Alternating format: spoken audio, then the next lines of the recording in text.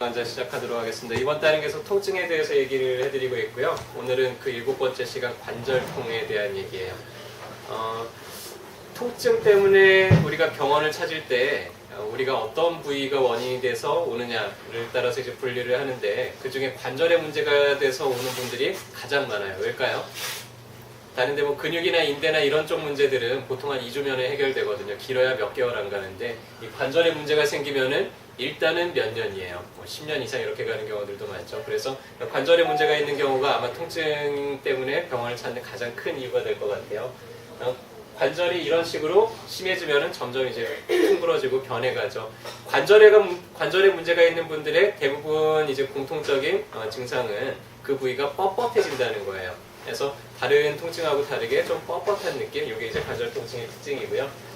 관절 문제를 우리가 이게 관절에 문제가 있는 건지 아니면 관절 주변에 있는 인대나 근육에 문제가 있는 건지 어떻게 구별할 수 있을까요? 우리가 보통 관절 그러면은 관절면도 있지만은 주변에 이제 관절을 둘러싸고 있는 인대 조직도 있을 거고요. 관절을 움직이게 하는 근육도 있을 거예요. 근데 도대체 내가 무릎이 아프긴 아픈데 이게 근육 때문인지 인대 때문인지 아니면 관절에 문제가 있는지 우리가 어떻게 구별할 수 있을까요?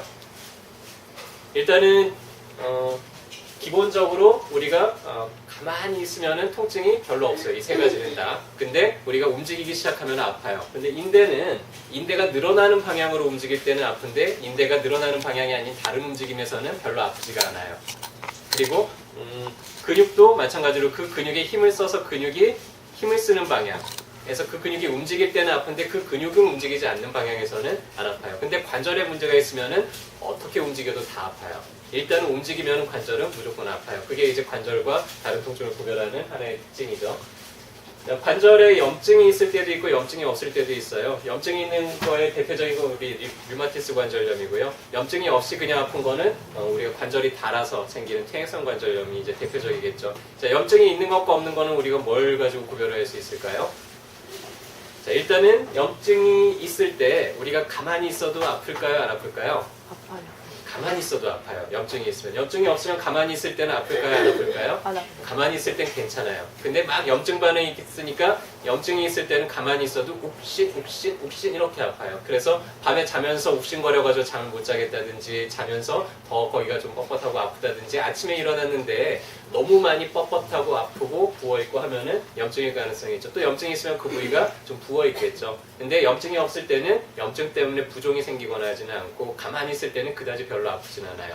근데 어떨까요? 처음에 막 움직이려고 하면 그때 많이 삐그덕 그렇게 아프겠죠. 그래서 퇴행성 관절이 염증성 관절보다는 퇴행성 관절염이 거의 대부분의 관절 통증을 차지를 하는데 우리가 모든 기계는 사용을 하면 사용을 할수록 어때요? 낡아요. 어쩔 수 없어요. 우리 몸에 있는 이 관절들도 이 기계들도 사용을 하면 사용을 할수록 이젠 점점 낡아져요. 기계가 낡았다고 해서 이거 새 부품으로 갈아 낄 수 있나요? 버릴 수 있나요?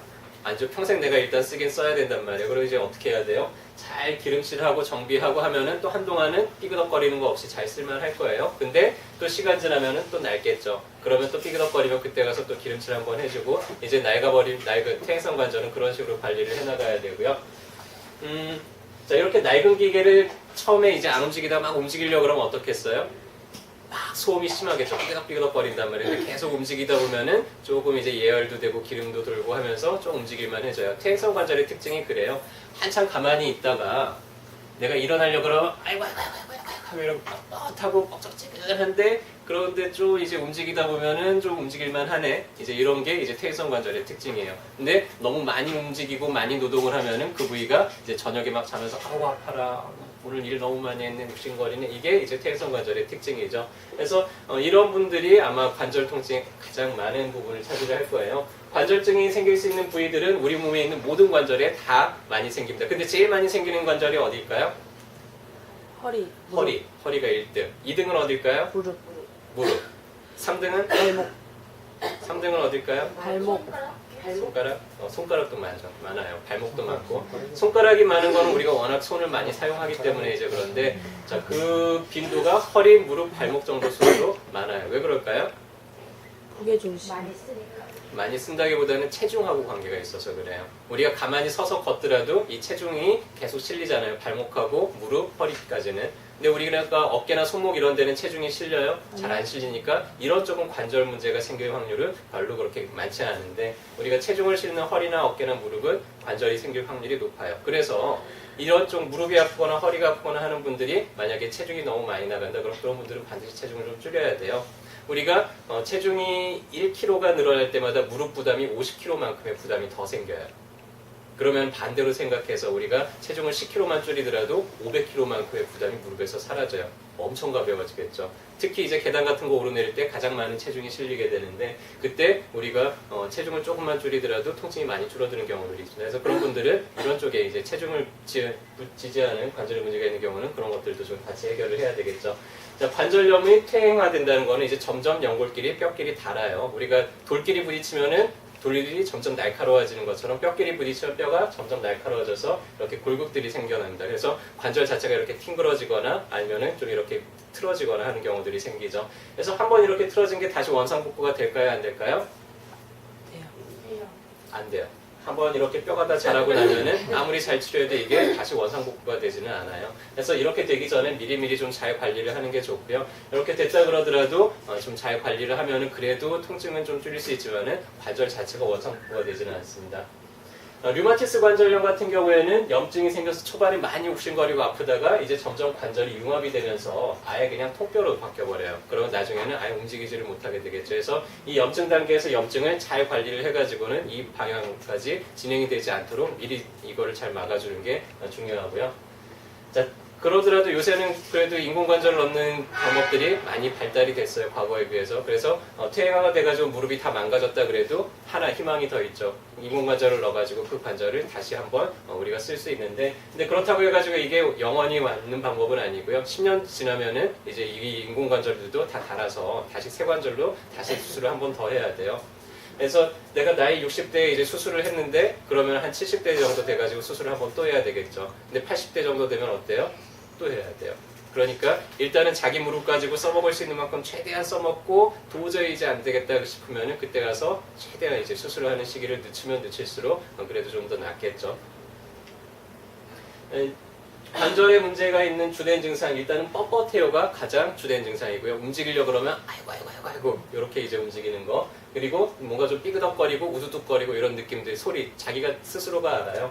그리고 어떤 너무 심해지면 이제 관절 자체가 변형이 오죠. 어떤 할머니들 보면 이렇게 다리가 완전히 오다리처럼 바뀐 경우들이 있잖아요. 그러면은 그런 경우들은 원상복구가 이제 그 지경까지 가면은 좀 힘들죠. 우리가 손가락을 많이 써서 소리 이렇게 퉁퉁 뼈가 자라났단 말이에요. 원상복구가 될까요? 잘 안 돼요. 이제 퉁그러지고 나면 해서 그 전에 내가 좀 잘 쉬어주고 하면서 그 단계까지는 안 가게 하는 게 좋죠.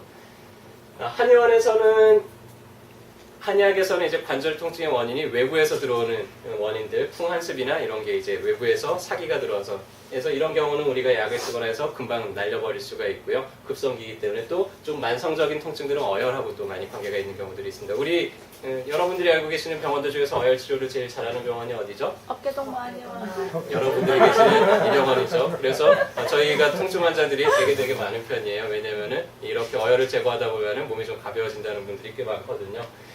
통증은 우리가 관절염, 퇴행성 관절염으로 오시는 분들한테 가장 1차적으로 권해드리는 치료는 봉독이에요. 제가 그동안 무수하게 많은 방법들을 사용해보고 무수하게 많은 치료들을 해봤지만은 가장 효과적이고 가장 효율적인 방법이 이제 봉독이에요.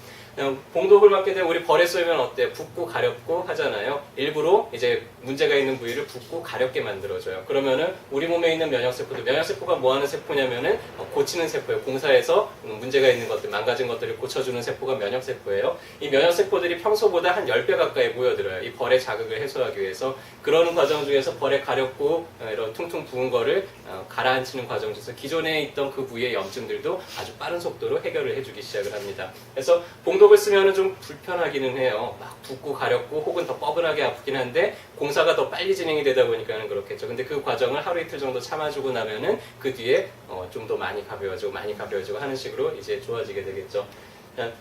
만약에 이제 몸에 재료가 좀 모자르다 그러면은 저희가 자주 처방해주는 것 중에 이제 강고란이라는 처방이 있어요. 강고란은 우리 닭발을 먹으면은 닭발 구워서 먹었더니 관절이 좀 부드러워지더라 그러잖아요. 우리가 콜라겐이에요. 연골이라는 게. 콜라겐이 우리 닭발, 그 다음에 돼지 껍질, 족발 이런 그 쫀득쫀득한 게 그게 이제 콜라겐인데 그래서 이제 닭발 같은 거를 구워서 먹으면 그 콜라겐을 우리가 흡수를 해주면은 그게 연골을 보완해주는 재료가 되죠.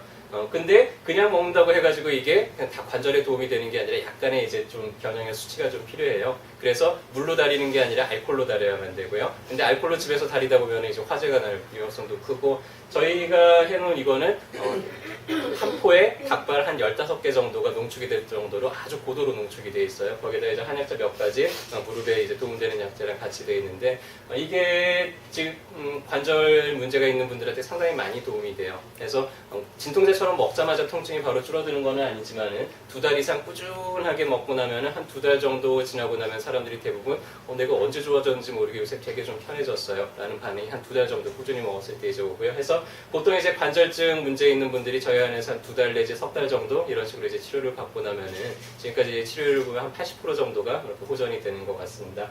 자, 이제 주변에서 이렇게 관절이 뻣뻣하고 아이고 이런 할머니들이나 이런 분들을 보면 이제 어떻게 해요? 이장표를 설명을 안 드렸네요.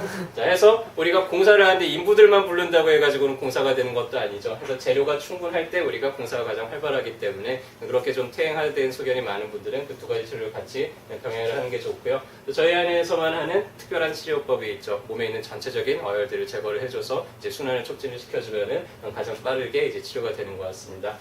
자, 이제 여러분들 주변에서 이렇게 뻣뻣해 보죠. 아이고 이런 분들을 발견하면 이제 어떻게 하면 되겠어요? 어깨 동무 하녀 와야 돼요. 같이 어깨 동무하시고 모셔오시면 저희가 이제 알아서 또 잘 치료해드리고 그렇게 하도록 하겠습니다. 오늘도 치료 잘 받으시고요. 건강한 하루 되십시오.